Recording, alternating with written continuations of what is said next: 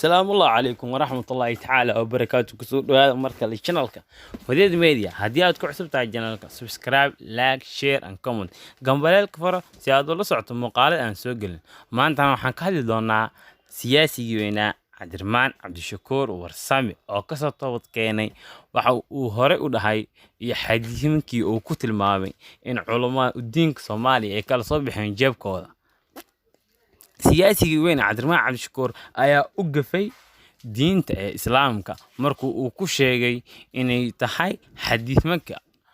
wax jeebkooda ay kala soo bixeen culimada diinka Soomaaliya. culimada diinka Soomaaliya oo ka sameeyeen ayagana falcelin aad u dhowr ah iyo kadib markii uu qaatay waanadii loo jeediyay. culimo badan oo Soomaali ah ayaa u jeedisay dhaleeceen qaarna waxay ula sameeyeen inay la taliyaan ama inay ka waaniyeen waxa uu sheegay. siyaasi Cabdirmaan Cabdishakuur ayaa ka soo laabtay waxa uu sheegay wuxuuna ku jawaabay sida soo socota. bal daawo wuxuu ka falceliyay ama waxa uu ku dhahay ra'yi uu ku taagnaa siyaasi Cabdirmaan Cabdishakuur ayaa ka soo laabtay wuxuuna yiri sida soo socota. bal ila daawo asiga ka falcelinayo waxa uu sameeyay iyo qaladkii uu galay asiga ka soo laabtay. waxaana dadka ugu wanaagsan qofka loo sheegay qaladkiisa qirtana inuu qalad galay kana toobad keeno. waa qofka Nabiga sallallahu alayhi wasallam ku tilmaamay inuu qaladkiisa loo sheego qaatana qaladkii loo sheegay uu ka soo laabto oo ka bal daawo siyaasigii Cabdirmaan Cabdishakuur Warsame oo ka falceliyay waxa uu dhahay asaga. waxaan rabaa si gaaban inaan uga hadlo doodii maalmahan ka socotay baraha bulshada dhalisay dooda badan iyo hardanka iyo kala duwanaanshaha keentay xagga fikirka iyo xagga maaragtay aragtida intaba. waxaan rabaa marka ugu horeysa inaan u mahad celiyo culimadii Soomaaliyeed sida degan nasaaxada leh sharafta leh arintaas uga falceliyay ina soo jeediyay si gaar ah ama si guud waxa ku haboon qaladkii ka dhacay khudbadii aan ka jeedinayay dalka Jarmalka. waxaan kaloo rabaa inaan halkan isaga cafiyo culimadii ayagana aniga sharafteyda ama cirdigeyga ama diinteyda gaaray. waxaan rabaa si Ilaahay dartiis ah inaan ayagana isaga cafiyo. waxaan kaloo rabaa inaan mahad celiyo dhammaan dadka Soomaaliyeed ee ka dhiidiyay oo u arkay dulmi aniga la ii geysanayo ama la igu beegsanayo ama mid la soo abaabulay oo aniga igu aadan oo aanan ku aadanayn khaladkii ku jiray khudbadeyda ee ka baxsan ee arintaas ka falceliyay ayagana aad iyo aad ayaan ugu mahad celinayaa. sidaan hore u sheegay waxaa magafa ah Ilaahay subxaanahu wa tacaala asaga keliya ayaana ah qofka aanan gafin. kullu ibni aadan nabiga wuxuu yidhi calayhi salaatu wasalaam khata wa khayra khataa'uuna attawaabuun. qof kasta oo bini aadana wuu gafaa waxaana ugu khayr badan qofka gafa qofkii ka tooba keena. abwaan Soomaaliyeedna wuxuu yidhi gafka bashar baad u tahay inaad ka garaabto qalad gobbay caadada tahay. waxaan rabaa inaan caddeeyo sidaan markii hore u caddeeyey anigu marna inuu qasadkayga ahayn xadiiska nabiga calayhi salaatu wasalaam ee la sheegay ee saxiixeynka ku yaala dooda ay ka dhalatay inaanan diidanayn oon ictiraafsanahay xadiiskaas inuu yahay xadiis saxiix ah madnigiisa iyo macnihiisa iyo lafdigiisa intaba. waxaan kaloo ictiraafsanahay sida nabigeena suuban calayhi salaatu wasalaam oo uga bixiyey fasirka iyo fasiraadda iyo tafsiirka oo ka bixiyey. waxaan kaloo ictiraafsanahay diinteena samaawiga ah oo quraanka kariimka iyo sunnada nabiga calayhi salaatu wasalaam ay horeyso inay tahay diinta xuquuqda ugu badan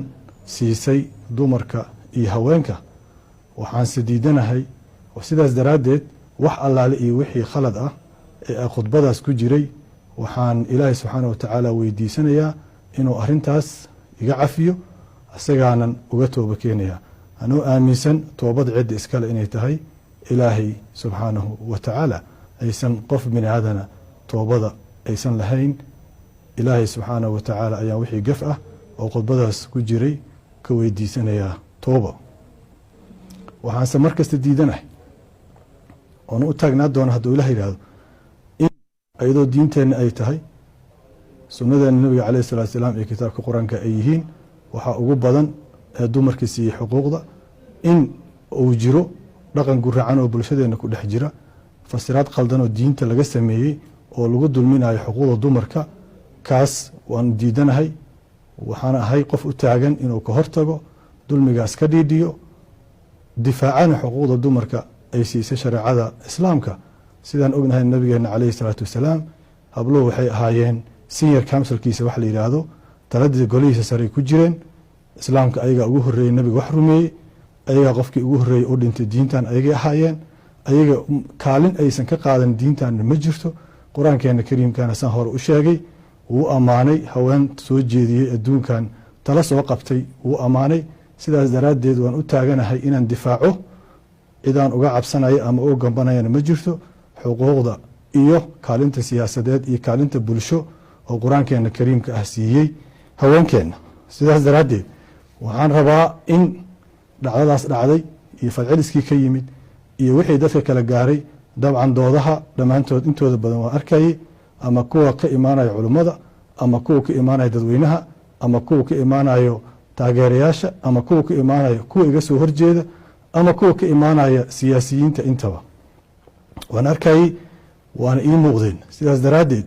anigu qof kasta oo arrintaas wax igu yeeleeyey ama wax iga soo gaaray waan cafinayaa qof kasta oo aniga aan dhibaato u geystay ama gef iga tabanayana waxaan rajaynayaa asagana inuu iska kii cafiyo arrintaasna ay soo xiranto halkaasna ay ku dhammaato dhammaanteen dadka soomaaliyeedna ay is cafiyaan culimmadana waxaan ugu baaqayaa mar kale inaysan la kala safan siyaasiyiinta siyaasadda rag baa isku haya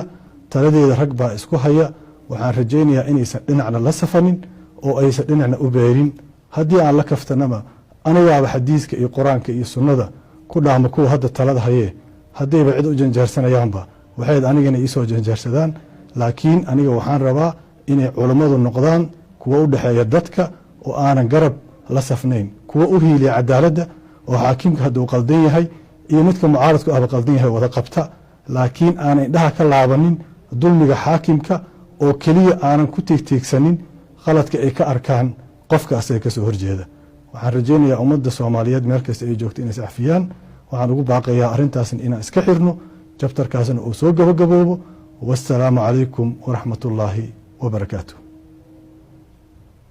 haddii aad ku cusub tahay subscribe like share gambaleelka fara si aad ula socoto muuqaale aan soo gelin waad ku mahadsantihiin haddii aad daawatay muuqaalkan